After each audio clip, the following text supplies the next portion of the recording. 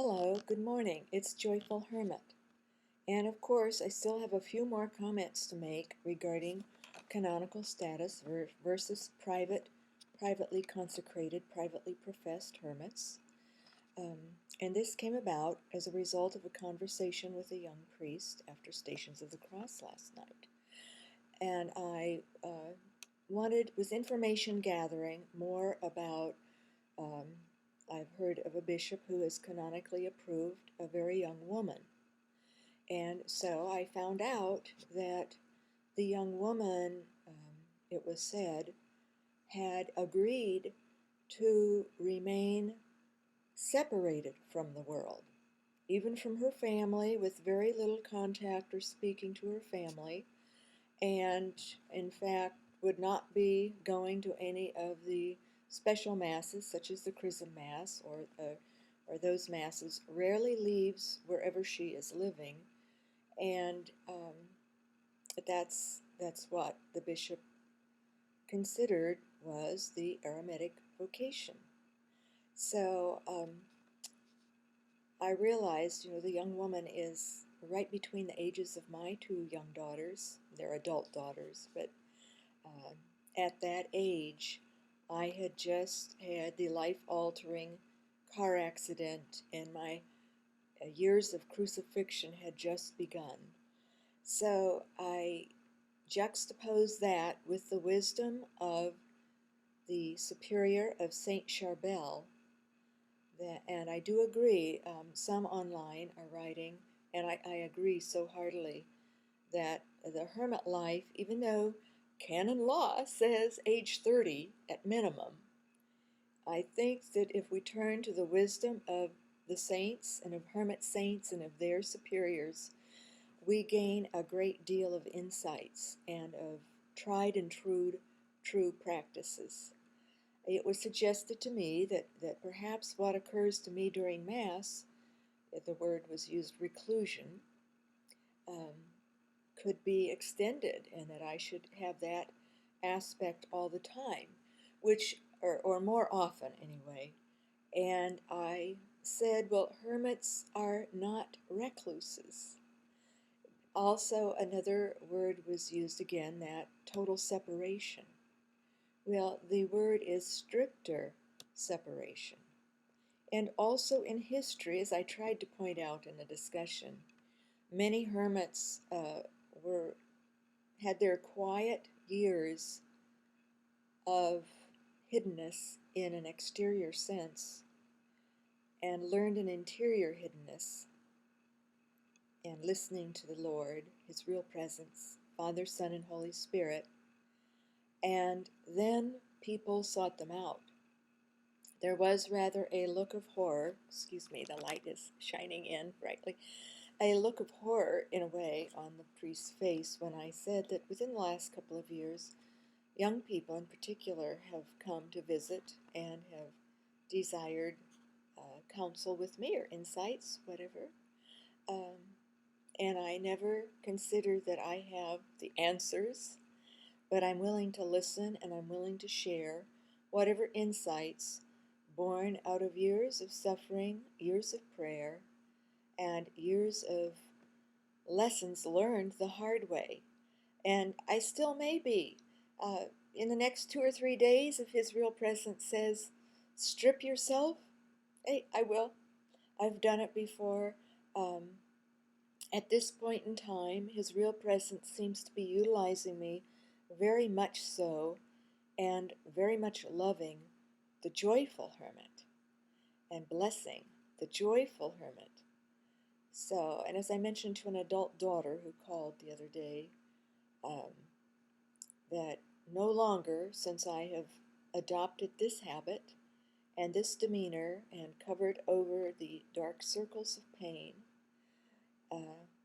have people come up, oh, you poor thing, you're so ill, and then that would be the content.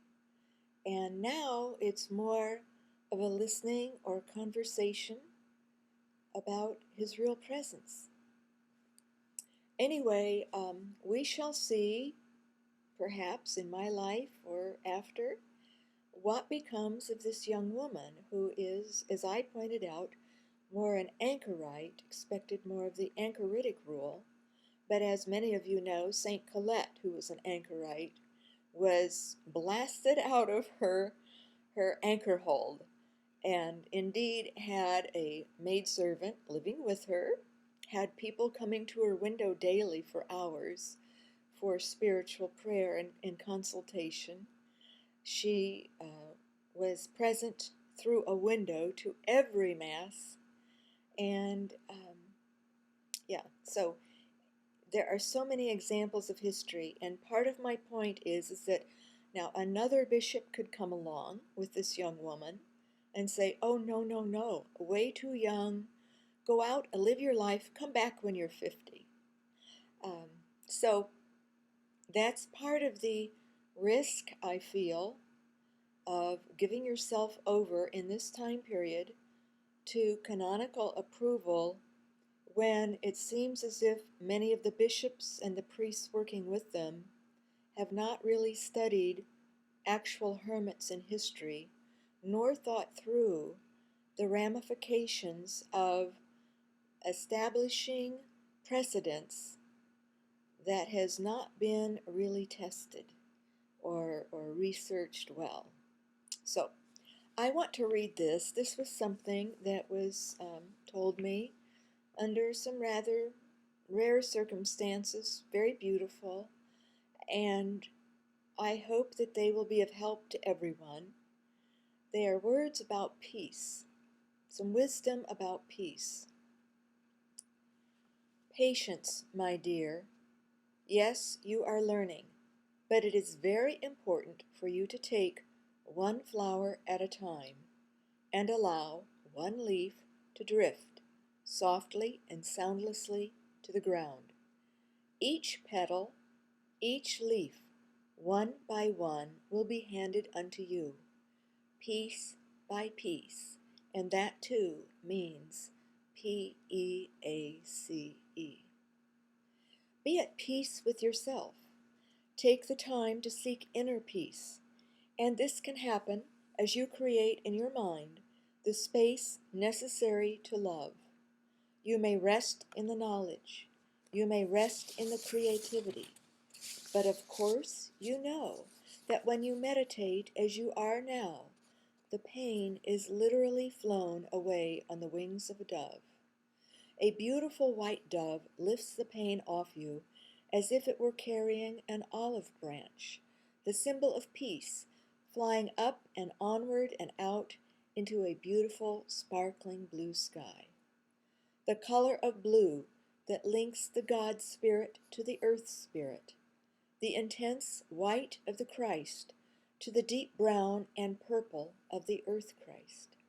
A beautiful and peaceful sight this is, and as frequently, yes, as often as you wish to meditate, you may find that inner peace and indeed relief from your physical pain. But as often as that happens, yea, you must seek the linkage in the blue sky, the earthly linkage between the white intensity and the deep purple of all spiritual knowledge, grounded on the brown of the soil of the earth you live on. And looking upon these colors can be earthly reminders of this beautiful peace. So in my hermit life and in my fullness of life, I have run the gamut of various experiments, casting the nets and seeing if the Lord fills them with fish or not, or tells me no, cast on the other side of the boat. And I recast nets. So I feel that this is very important to live and to not kill ourselves, to not die to ourselves by force, but rather through the peace and the guidance of His real presence, the Father, Son, and Holy Spirit. And in that guidance, we learn sometimes by trial and error, because sometimes the best lessons are the ones learned the hardest. And The bishop of which I was speaking has been a bishop for 6 or 7 years, and that too can make a difference, and he also may evolve or may learn different things, or I may learn that I should return to more anchorite stage and cut myself off, um, not have much communication with adult children, although they don't call often. They're very independent, very successful in the lives that they are leading, and grandchildren are growing. Um, None of them live in this area, so um, we are all given our vocations and the specific ways in which to lead them, all of us.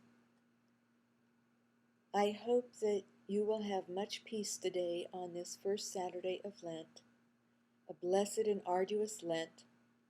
God bless His real presence in you.